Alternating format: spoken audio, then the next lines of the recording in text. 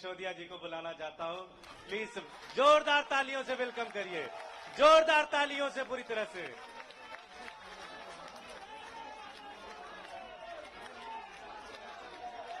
भारत माता की इंकलाब। और वो नारा जिससे ये पिछले 10 साल से खौफ खाते हैं कि अगर देश के दिल में ये नारा बैठ गया है, हाँ, भ्रष्टाचार का एक ही काल, भ्रष्टाचार का एक ही काल। ये ईडी और सीबीआई का ताना बाना इसलिए नहीं बुना गया कि कोई बेईमानी हो गई है। ये ईडी और सीबीआई का ताना बाना इसलिए बुना गया है कि कश्मीर से कन्याकुमारी तक किसी चाय के ढाबे पे भी रुके हुए 10 लोगों से बात करोगे कि केजरीवाल कौन है जानते हो? बोले यार वो दिल्ली में काम बड़ा शानदार कर रहा है, और काम तो कर ही रहा है, ईमानदारी से कर रहा है। केजरीवाल जी का नाम आज ईमानदारी का प्रतीक बन गया पूरे देश में। और भारतीय जनता पार्टी इतनी अपने आप को कहते हैं दुनिया की सबसे बड़ी पार्टी होने के बावजूद एक राज्य में एक उदाहरण नहीं पेश कर पाई कि उस राज्य में काम ईमानदारी से हो रहा है और काम हो रहा है। उस छवि को बिगाड़ने के लिए ये सारा षड्यंत्र, सारे कुचक्र रचे जा रहे हैं, उस अरविंद केजरीवाल जी की ईमानदारी की छवि को बिगाड़ने के लिए। लेकिन जनता जानती है, जनता के दिल के दरवाजे खुले हुए हैं। आप जेल के दरवाजे बंद कर सकते हो, लेकिन जनता के दिल के दरवाजे बंद नहीं कर सकते। जनता के दिलों में आज भी वही नारा गूंज रहा है पिछले 10 साल से। बताइए क्या? भ्रष्टाचार का एक ही काल, भ्रष्टाचार का एक ही काल। और जिनका जिक्र अभी संजय भाई ने किया कि इधर उधर जितने भ्रष्टाचारी थे सबको इकट्ठा करके भारतीय जनता पार्टी बना ली और भारतीय जनता पार्टी बड़ी पार्टी कर ली, उनको भी कहना चाहता हूं कि आपका काल अभी जेल में है, लेकिन ज्यादा दिन तक जेल में नहीं रख पाओगे, आपका काल बाहर आएगा। 17 महीने। ठीक है और वहां भी पता कर लेना चाहिए। ये आंसुओं, इन आंसुओं ने मुझे ताकत दी है 17 महीने जेल में। मैं जब राजघाट पे आपसे बात करके गया था तो कह के गया था शायद 7-8 महीने लगेंगे। मुझे उम्मीद थी कि 7-8 महीने में न्याय मिल जाएगा, लेकिन कोई बात नहीं, 17 महीने लग गए। 17 महीने लग गए, लेकिन जीत सच्चाई की हुई है, जीत ईमानदारी की हुई है। इसीलिए कहते हैं कि भगवान के घर पे देर है लेकिन अंधेर नहीं है। भगवान के घर पे देर हो सकती है लेकिन अंधेर नहीं हो सकती है। इनकी तो बड़ी कोशिशें करी इन्होंने, संजय भाई के ऊपर, मेरे ऊपर, अरविंद जी के ऊपर, पार्टी के और नेताओं के ऊपर। देश के सख्त से सख्त कानूनों की सख्त से सख्त धाराएं लगा के इनको बंद कर दो झूठे सच्चे केस में, और ऐसी ऐसी धाराएं लगा दो जो दुनिया भर में आतंकवादियों के ऊपर लगाई जाती हैं। ऐसी ऐसी कानूनों की धाराएं लगा दो जो दुनिया में ड्रग माफिया के ऊपर लगाई जाती हैं। ऐसी ऐसी धाराएं लगा के इन्होंने सोचा इनको जेल में बंद कर दो, तो जैसे आतंकवादी को जेल में डाल देते हैं तो सड़ता रहता है, जैसे ड्रग माफिया को जेल में डालते हैं तो दुनिया में सड़ता रहता है। इन्हें लगा अरविंद केजरीवाल, मनीष सिसोदिया और संजय सिंह को भी जेल में डालेंगे तो सड़ जाएंगे। लेकिन आपके आंसुओं की कीमत है ये, आपके आंसुओं की ताकत है ये कि जेल के ताले भी पिघल जाते हैं।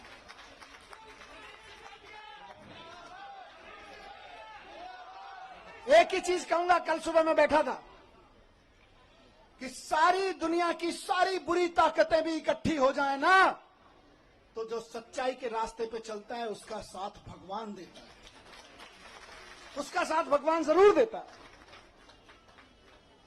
और ये आज बजरंगबली की कृपा है कि 17 महीने बाद सही, लेकिन मैं आपके बीच हूं। और अभी गया मैं बजरंगबली के मंदिर में, पंडित जी ने आशीर्वाद दिया।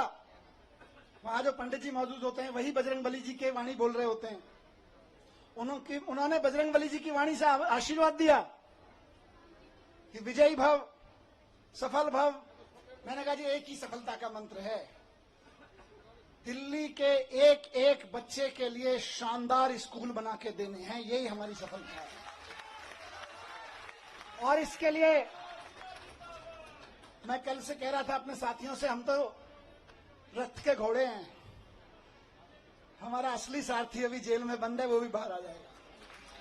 फिर उसके बाद हमको तो जहां हकेंगे हम हकेंगे, लेकिन हमारा असली सारथी भी जेल में बंद है और जेल के ताले टूटेंगे, बहुत जल्दी छूट के आ जाएंगे। बहुत कृपा है अरविंद जी के ऊपर बजरंगबली की। आपको याद है ना, लंबे समय से बहुत सारे लोग साथ हैं, कितने शुगर का पेशेंट होने के बावजूद कितना लंबा लंबा फास्ट किया, केवल बजरंगबली जी की कृपा से।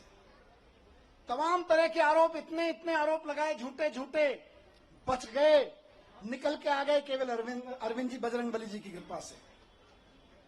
और मैं समझता हूं भगवान की कृपा, बजरंगबली जी की कृपा हम पर कल हुई बाबा साहब के दिए हुए संविधान की बदौलत।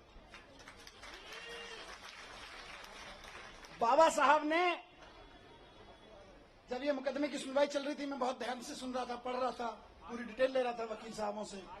बाबा साहब ने 75 साल पहले, करीब 75 साल पहले अंदाजा लगा लिया था कि कभी कभी ऐसा भी होगा, हम लोकतंत्र का संविधान बना रहे हैं, लेकिन कभी कभी ऐसा भी होगा कि इस देश में तानाशाही ताकतें आके आतंकवादियों और ड्रग माफियाओं पर लगाए जाने वाले कानून को आम आदमी के ऊपर लगाएंगे, व्यापारियों के ऊपर लगाएंगे, विपक्षियों के ऊपर लगाएंगे। तो उस वक्त उन व्यापारियों को, उन आम आदमियों को, उन विपक्षियों को कौन बचाएगा? तो बाबा साहब ने पहले ही लाइन जोड़ दी थी, संविधान बचाएगा। यही भगवान की कृपा है। कौन बचाएगा उनको जब तानाशाह सरकार अपना जुल्म करेगी, एजेंसियों का दुरुपयोग, कानूनों का दुरुपयोग करेगी, जेलों का दुरुपयोग करेगी, तो कौन बचाएगा? 75 साल पहले उस महान शख्सियत ने लिख दिया था कि मैं ऐसा संविधान दे रहा हूं कि तुमको संविधान बचाएगा। आज हम संविधान की बदौलत खड़े, संविधान की ताकत से यहां पे खड़े हैं।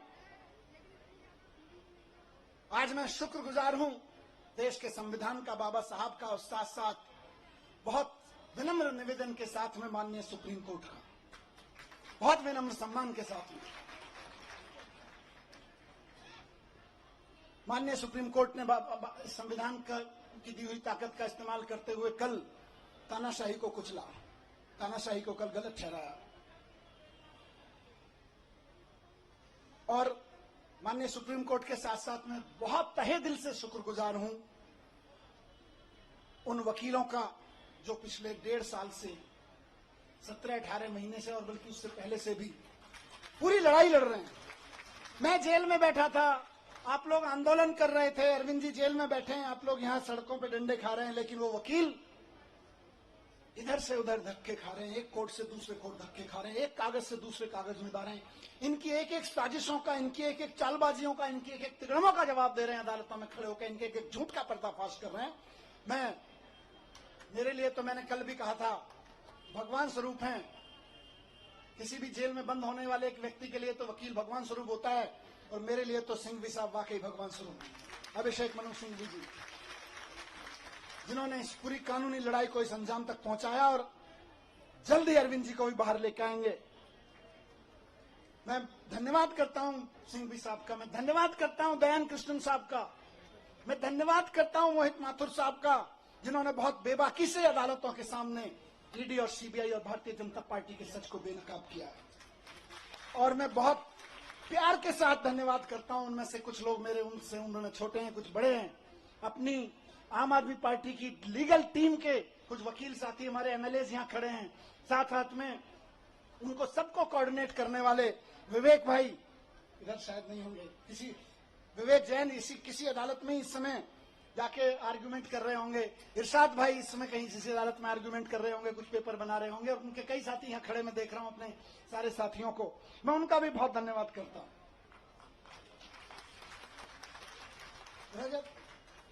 साथ साथ में मैं शुक्रगुजार हूं देश भर में आम आदमी पार्टी के एक एक कार्यकर्ता का, नेता हूं। मैं तो 17 महीने जेल में था, जेल की छोटी सी एक कोठरी थी, इसकी 1/4 सी, इस पूरे स्टेज की 1/4 कोठरी में कोई नहीं। जब मैं गया था तो मैंने वहां के सिपाही वगैरह कहते थे सर बड़े ऊपर से ऐसी हिदायतें वैसी हिदायतें हैं। मैंने कहा आप चिंता मत करो, मैं तो जंतर मंतर पे एक अखबार के साइज पे सो गया था, मुझे कोई दिक्कत नहीं है। मैं तो वहां से निकला हूं जहां अरविंद केजरीवाल जी और मैं और संजय भाई बनारस रेलवे स्टेशन के, और जहां देश भर में रेलवे स्टेशन में रात को 2 बजे ट्रेन आती थी तो इतने भी पैसे नहीं थे कि रात को किसी लॉज में रुक जाएं, तो जाके 9 बजे खाना खा के स्टेशन पे ही सो जाते थे अखबार बिछा के। हम तो वहां से भी निकल के आए, हमें तो कोई दिक्कत नहीं। तो लेकिन हम तो वहां सो रहे थे, लेकिन डंडे कौन खा रहा था? जब मैं कोर्ट आता था तो मैं देखता था बैरिकेड लगे हुए और उसकी दूसरी तरफ नारे लग रहे हैं। अखबारों में देखता था, टीवी में देखता था, आप में से बहुत सारे चेहरे यहां खड़े हैं, मैं देखता था ये मेरी बहन को लाठी लगी, ये मेरी बहन को एक पुलिस वाले ने धक्का दिया, ये मेरे एक भाई को पकड़ के खींचा। दर्द होता था और वहीं से ईश्वर से दुआ करता था इनको सबको सलामत रखना, इनकी मदद करना, इनको ताकत देना। सलाम करता था आपकी ताकत को। मैं एक एक कार्यकर्ता को सलाम करता हूं मैं, और सिर्फ डंडे खाने के लिए नहीं, क्योंकि भारतीय जनता पार्टी की जो एक्सपर्टीज अभी संजय भाई ने बताई, उनमें एक शामिल है कि दूसरी पार्टी के कार्यकर्ताओं को और नेताओं को तोड़ने के, दबा के, धमका के, सामदान दंड भेद करके, जेल में भेजने की धमकी देके, जेल में भेज के, उनके हमले करवा के, उनको धमकी करवा के एकमात्र एक्सपर्टीज किसी पार्टी ने पाई है तो वो भारतीय जनता पार्टी। लेकिन उसके बावजूद आप टिके रहे, एक एक आदमी टिका रहा, एक एक आदमी झुका नहीं, टूटा नहीं। एक एमएलए कैसे सारे खड़े हैं, मैं जानता हूं किस किस के ऊपर क्या क्या दबाव नहीं था और क्या क्या नहीं होगा और क्या क्या धमकियां नहीं आ रही थी, लेकिन उसके बावजूद बेबाकी से खड़े रहे, सीना तान के खड़े रहे। उस सीने, तने हुए सीने को मैं सलाम करता हूं आप लोगों को, आप डटे रहे। और आज देखिए मजे की बात, अब तो दुश्मन भी इस बात को मानने लगा है कि यार इन आम आदमी पार्टी वालों में कुछ तो मिट्टी है, जो 17 महीने 6 महीने जेल में रह जाते हैं इनके नेता, उसके बावजूद ना झुकते हैं ना टूटते हैं, किसी मिट्टी के तो बने हैं।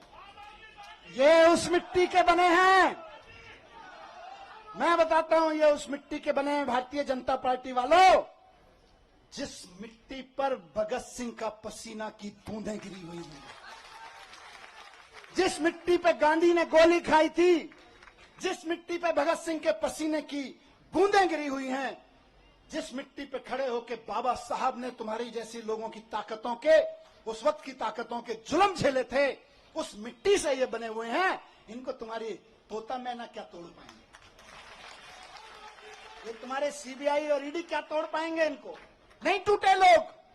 और मैं जेल में बैठा बैठा दुआएं करता रहा और सलाम करता रहा अपने एक एक साथी को कि ये है अरविंद केजरीवाल की मुट्ठी, ये है अरविंद केजरीवाल की फैमिली, ये है अरविंद केजरीवाल का कुनबा, जिसकी एक उंगली को भी हिम्मत से हिला नहीं पा रहे हो तुम लोग।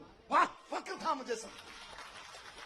आपने कहा ना कि आप आंसू बहाते थे बाहर, मैं कहता हूं मैं फक्र से सीना चौड़ा करके उस जेल की कोठरी में बैठा होता था अपने एक एक भाई पे के ऊपर, एक एक बहन के ऊपर।